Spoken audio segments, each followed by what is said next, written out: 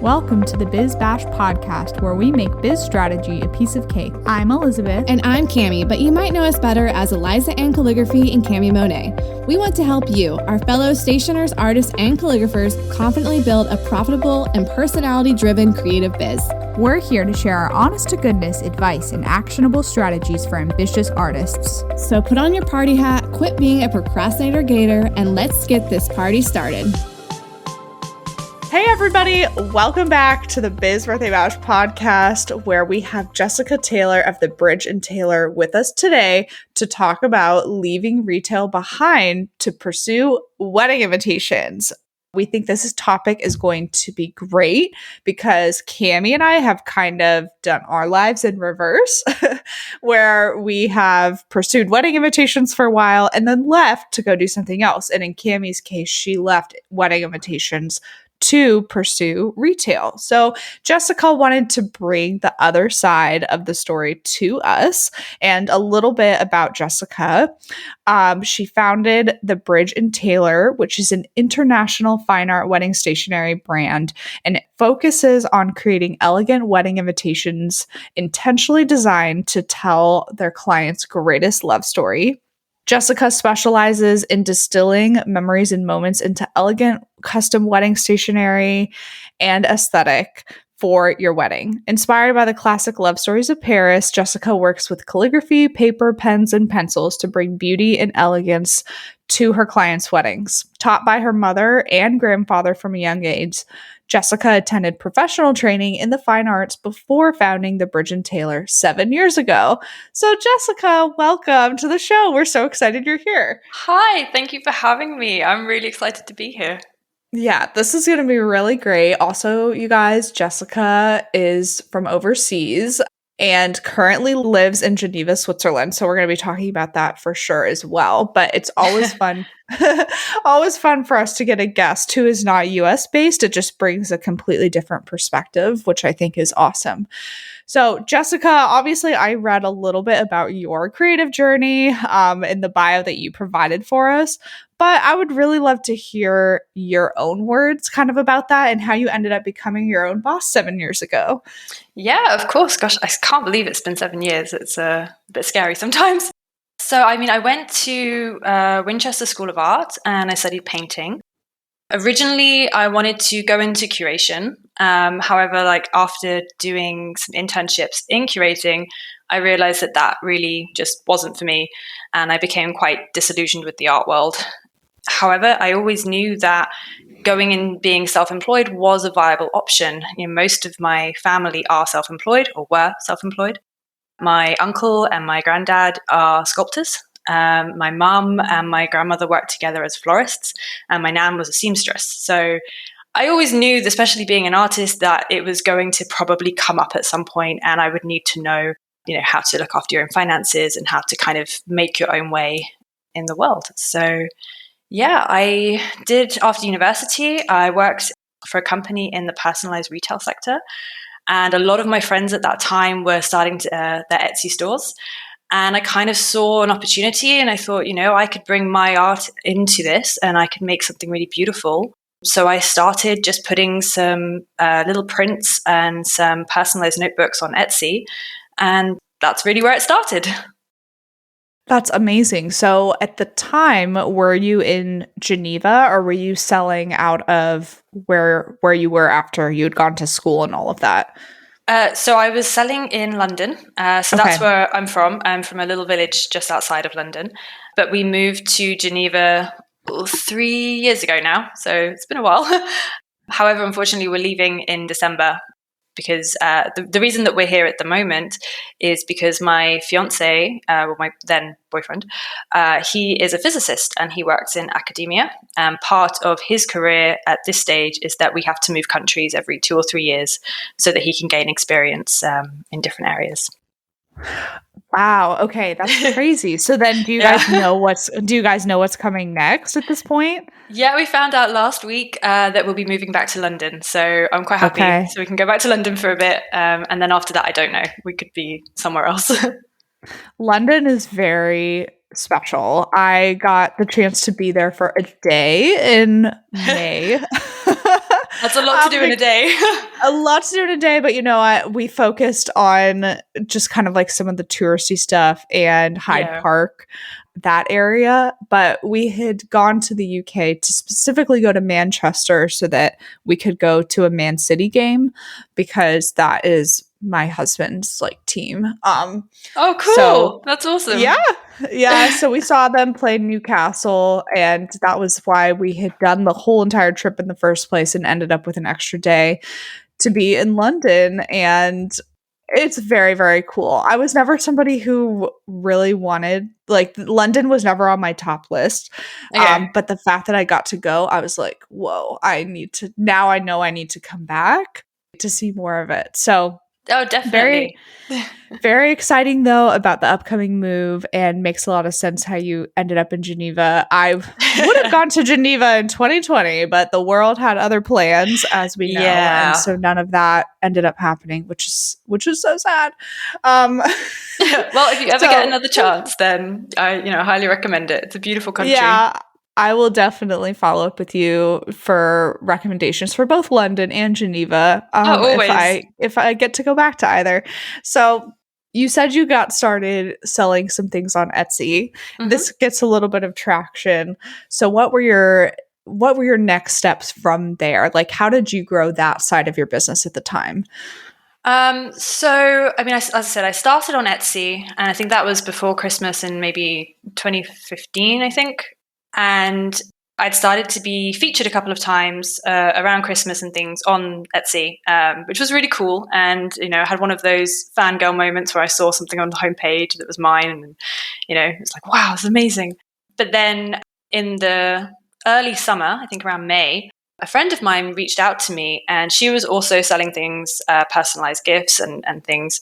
And she was also selling on a site called Not on the High Street.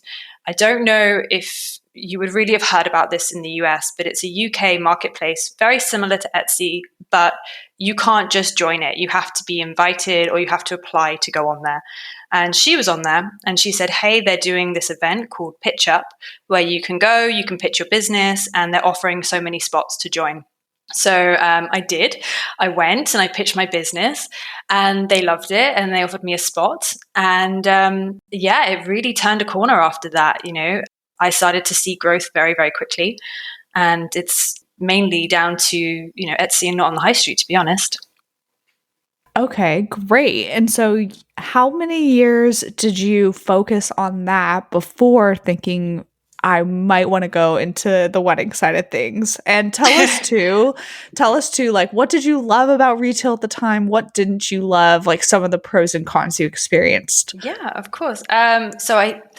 After a while, it all blurs in together. I don't know if you have this, but after so many times you're like, when did I do this? So I mean, I did it for 4 years, and then it was around the time that I moved that I was thinking of switching over. And I think with weddings and with retail, as you guys have said, there are things that you love, and then there are things that drive you nuts and start to wear on you. So it was a slow process. I didn't just decide one day and then I switched it. For a period of about a year, I was doing both, and I was trying to see, could I do both?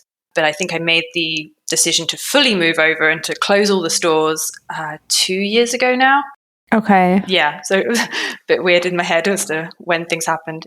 But things that I loved about retail, one of the things I loved, absolutely loved it, was the trend forecasting. You know how Etsy gives you those packages, and they tell you about, this is going to be on trend next year, or there's this style that we're loving, or our customers are shopping this way. I used to absolutely love getting those, especially the Christmas one. And I'd, go to a favorite coffee shop, have a slice of cake, a cup of tea, and sit down and work out, how can I make this into a product? How can I take this aesthetic? How can I look at how this customer is shopping, and how can this work with my brand? So that's something I used to really enjoy. Another is quite similar to this. It's the gifting holidays, taking that feeling that is associated with a gifting holiday, such as, Father's Day. How do I take that emotion or that sentiment and put it into a tangible product? one example that I have is I remember before Easter, I was watching the original Willy Wonka and the Chocolate Factory. And it got to that bit where the child she steals the golden goose egg that's made of chocolate. And I thought, wow, how cool would it be to be able to make something like that for a child and to have that sense of wonderment and, happiness. So I went and sourced some ceramic Easter eggs and, I painted them different colors and some of them were gold, filled them with different things, sweets or other things if they couldn't have chocolate. And they took off. And I think it's because customers really understood that it wasn't necessarily about the product. It was that sense of wonderment for the child of, wow, look at this, ceramic egg. It's the size of my head and it's filled with all these amazing things. And so, yeah, that was something that I absolutely loved doing. Another thing is, seeing how customers interact with your business and how, if they love your business, having returning customers, you don't really have that in the wedding industry, or you don't want to have that in the wedding industry. Brides tend to just get married once, but with retail, they can come back again and again and again. And I still receive emails from customers saying, I bought this personalized bauble for my firstborn. I've just had a second child and I'd love to have another one. And I think that's so cool that you've attached like this thing that I have made to such a special moment for your family, and you've remembered my business and you've remembered that and come back. So that's something that's really special, and I really enjoyed that. That's really cool and very smart too. But there is another side, which is why I eventually left retail. The biggest thing for me is how much I had to curb my creativity, or I felt I had to curb my creativity. I had to make sure that this idea that I had was, cost effective. Can I make it and make a profit? But also, can I scale it and can I make it, 100 times, 1,000 times? Do I want to make it 100 times, 1,000 times? So these were all very legitimate questions I had to put to each idea I had, because at the end of the day, I was usually the one making them, especially early on in the business. Mm-hmm. Another thing is, especially in the stationery world, you tend to have quite small margins. So I have to convert hundreds of customers rather than convert one client. And I can lose them at multiple stages of that journey. And I have to do it many, many times. Whereas, with brides, you generally only take, I don't know, depending on your business, maybe 10, maybe 20 brides. So there's less of that. I found that, as lovely as it is having customers come back, and that's really special, generally you don't interact with your customers that much. They purchase before speaking to you, if they speak to you. It's quite impersonal. And something that I really, really enjoy about the wedding aspect is that you can talk to your bride and you do build that relationship. So yeah, that's something that was a big thing for me. The final one, which was probably the biggest one, and I'm sure that you guys can relate, I think you've mentioned it a little bit on here, is the postage losses with retail. It's, I know this does affect weddings, but with retail, you're selling so many more that your chances that your item is going to get delayed or lost in the post is obviously much higher. And in the UK, the customer expectation has changed with the introduction of Amazon. They want it next day. There's less patience if things get lost. You've spent a lot of time making this item or this product for somebody, and then you're giving it to a third party service, and you're kind of hoping that it gets there on time and that it doesn't get lost. And although there are services you can put on like tracking, it's not the case when you have such a low price point for an item. If I'm selling a greetings card, it doesn't make financial sense to put a tracking price on there, because I, as the seller, have to take that on, or it becomes completely out of budget for a customer. They're not going to spend that much money on a greetings card.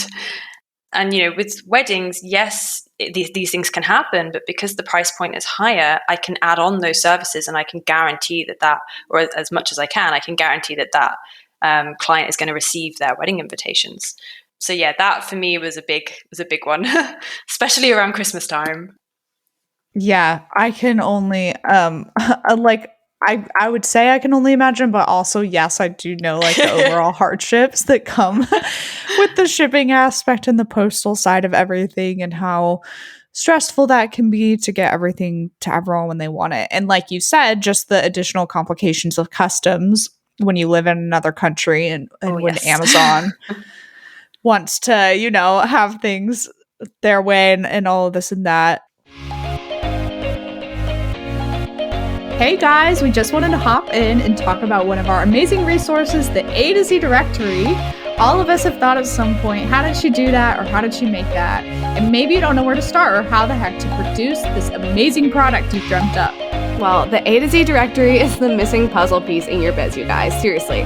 So it's built in the form of a yearly membership, and it's your one-stop shop for finding suppliers and vendors for all the things. Literally where to print everything from custom invitations, greeting cards, mugs, koozies, acrylic printing, letterpress, custom ribbon. I mean, the list goes on and on and on. And it literally goes from A to Z. From acrylic printers to zipper pouches, we have it in the A to Z directory. We want to help all of you search less and create more with this list of 300 plus vendors and suppliers. Don't worry, they're very organized. It's not going to be overwhelming and confusing when you join. And this membership also includes access to a private Facebook community. It's incredibly active and involved. And if you need a question answered fast, that is definitely the place to go.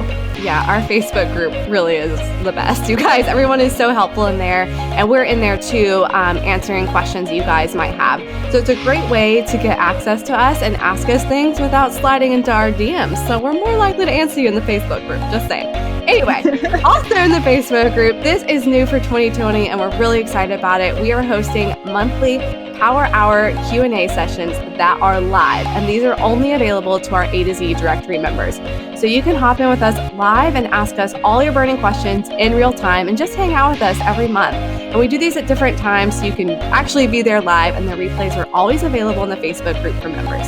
This resource is priced at $147 a year, which honestly is extremely affordable and is full of so many benefits, such as exclusive vendor coupons for members only. And we would love to have you guys join. Seriously, it's kind of like our family and our tribe. So visit bizbirthdaybash.com/directory to sign up today and use coupon code podcast2020 to receive $20 off your first year. That's podcast, all caps, 2020 for $20 off your first year. We can't wait to see you in the Facebook group. So you eventually decide then that you're going to make the transition towards weddings. And were you already doing wedding work at the time with clients? Had you dipped your toes in? Like, what made you think that you wanted to pursue that shift in that direction? So there were two main reasons. At the time I was feeling quite burnt out with retail, and I was doing wedding work. So a couple of my friends and some people from my church had asked me to do their wedding invitations, and I really enjoyed them. One of my close friends, who's actually going to be a bridesmaid for me when I get married soon, she asked me to do her wedding invitations. And because I knew them as a couple so well, I could really, dive into making something really beautiful for them. And creatively, I had many more options as to, how to do that. So yeah, I kind of knew that side of the industry was there. I had no idea as to the breadth of the industry, like I do now, but I knew that possibility was there. And then the second reason was because of my partner being in academia and the fact that he has to travel, I knew that I had to make a business model that was an international, was going to be able to work internationally. We're both expats and we're from different countries, so we tend to travel back to each other's countries quite a lot. We have to travel around the world for his job. And with retail, that didn't really work. I did try it here for a year, but it was very difficult in terms of, building up your reputation where you are, dealing with different cultures. They shop differently, they want different things, having to ship things internationally, getting hold of suppliers. Whereas the wedding industry, it felt much more comfortable, and it felt like it worked on an international stage. So that was one of the main reasons why I decided to move over. Okay. Yeah, that makes a lot of sense. And definitely seems like that was the right thing for you at the time on why you would pursue something like that. And the Thebridge and Taylor, that brand specifically that you have now, was that part of the retail side as well? Did you change brands when you started going towards weddings, or did you just change the feel of your brand? I know people always struggle with that when they move focuses. Yeah, that was definitely something I struggled with initially, especially with, when you move abroad. I don't know if it happens to everyone, but I had a bit of an identity crisis. You're very new in a new place. However, I didn't really change the brand. I mean, if you scroll back through my Instagram far enough, you get to the retail things. But the name, it mattered to me, and it felt like that was who I was. I put a lot of myself into the brand. And although I kind of tested the waters in different areas of the wedding industry, I felt like I stayed true to the original brand. So yeah, I haven't moved away from it too much. Yeah, that makes sense. And I think that's similar to what a lot of people do. And that's similar to what I've done. It's like I'm really connected to the name Eliza Ann and my brand of how that looks. So regardless of what I do, I'm always going to probably keep like some shred of that, like I'm not going to just like give up the name or whatever because I change focuses. And I think we are having a guest at some point who specifically talks about that. Oh, cool. Like how to keep your brand intact when changing focuses. So that'll be really helpful down the line for people who are like maybe struggling with that, because I know I have. Yeah, it's difficult. Yeah, it is. It's really tricky, that balance to walk. And it's no fun to like start over every single time. That's a lot of work. Yeah, exactly. But I think it's a little bit like, your style when you paint or draw or create something and you see other people's, you're like, wow, you'll never be their style. You have your own style in everything you do. And I think that just comes out naturally. So I think that's why we all end up kind of going back to that original look or feel or brand, because that's part of us. And we obviously have our own style. But it's a tricky thing to navigate, definitely. Yeah, I did myself the favor to scroll really far back on your Instagram feed just now since you brought that up. And it's so nostalgic because Instagram just had a feel. It just had a certain feel to it in like 2015, 2016. Like it's so different now. And just like the way you did your flat lays and everything. And I see the golden egg here too. Like it's such a fun walk down memory lane. Sometimes I go back and I'm like, oh, wow, yeah. Especially with the flat lays, it was all about the flat lays and random things in flat lays as well that would make no sense, but you had to have them there. So that's why I was like, these are giving me just that like feel and vibe 100% of. Oh, yeah. Oh my gosh, too good. I love that so much. Okay, back to focusing on the questions at hand. What is it about weddings that make you want to focus on that long term? Like, is this something that you think is here to stay? Yeah, I do. I mean, I'm not saying I would never go back to retail. Maybe when in the future when we're more permanently settled. But I really enjoy weddings, and I'm still very much in love with the wedding industry, especially after the last years and the tough situations that a lot of us have faced. But for me, one of the reasons that I love focusing with the weddings is that I feel free creatively. At the moment, I'm working fully custom, and each project is different. Each week looks different. I could be doing 1 week, I don't know, cotton menus and hand calligraphing them, and then the next I could be, painting big wooden boards for something else. I really enjoy that, and I really enjoy that I can be much more creative in the ideas I'm having, because I might only have to make them, I don't know, 100 times, not repeatedly every single day. So I can push the boundaries further. So yeah, that's something for me that's a big reason why I would stay in weddings. And as I mentioned before, I really enjoy building the relationships with my clients and with the wedding planners. I think that's such a fantastic part, especially when you work on your own. It can be very isolating. But instead, I get to build wonderful relationships with my brides, and I get to know them and their partner. I've made some fantastic friends with some wedding planners. I think that's just such a really cool aspect of the business. And another reason would be that I'm now working on longer projects and I'm doing less of them, so I can give more of myself to them. I can really niche down into that project, and then maybe in 4 months' time, I'm doing something completely different with a different bride or a different planner. So yeah, I think I will stay focused on weddings, and at least for the next chapter. I love that. Thank you so much for sharing. And I agree absolutely that relationships are so important. Really, really incredibly important if you're going to be in the wedding industry long term. Yeah. Having those people like by your side that you know that you connect with and trust, that you have similar clients at a similar level, that's going to be what makes it or breaks it for people, I feel like. Because I think I have a lot of great relationships still from the wedding industry, but I know for me, I didn't like people enough. That was part of the problem. I was like, I don't know how much I like these people. So, anyways, that's like really important. I'm very lucky. I have one of the wedding planners I work with here. She's actually become a very good friend of mine, and we're very much on the same wavelength. And she'll call me up and she'll say, "Hey, I've had this crazy idea. It's X, Y, and Z. Do you think it's feasible? Can we actually pull this off?" And I'm like, "Yeah, we can pull it off. Let's just give it a go. We can figure out the how later." And we've made some really fun projects together. So yeah, it's really fun when you find your people, definitely. Okay, so on the back end of things for your business, I know people struggle a lot of times with how to stay organized when you're managing a ton of wedding clients at once, right? This is what can cause people to be stressed or burnt out or say, like, I don't want to do weddings anymore.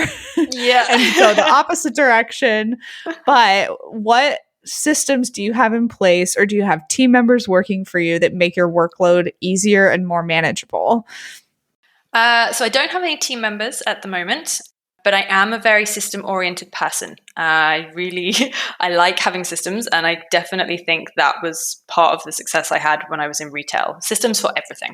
I'm still implementing a lot of them here because I'm still fairly new. So, each year new things crop up and I'm like, oh, actually, I could implement this and that would make my life easier.